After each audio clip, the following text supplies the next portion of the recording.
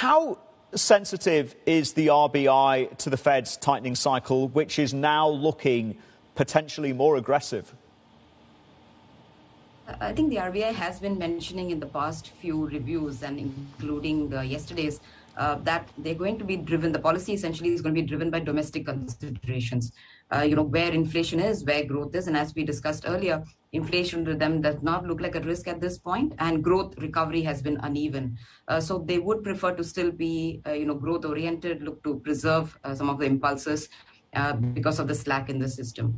And in terms of, and they do differentiate between the kind of inflationary pressures that India faces and the kind of inflation that the West is facing at this point.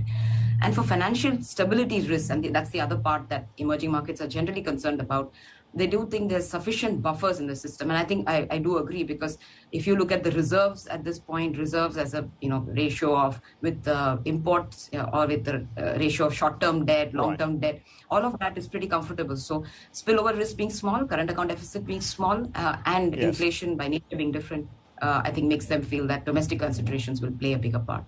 Radhika, do you fear, though, that the RBI, like in 2013, will be forced into a position where it has to raise rates, ostensibly to defend its currency? I wouldn't think. I think 2013 was certainly a very different time in terms of the macroeconomic health of the economy. If you talk about, again, going back to inflation, going back to where the fiscal deficit was, of course, the levels now are higher, but that is much more a function of because of pandemic-related spending and revenue, difference, and also current account deficit. More importantly, right, a current account deficit was more than double of what levels are at this point. So I don't think the vulnerability indicators suggest that there could be a big pressure on the currency, because of which the central bank might be required to act more or bunched up rate hikes are required.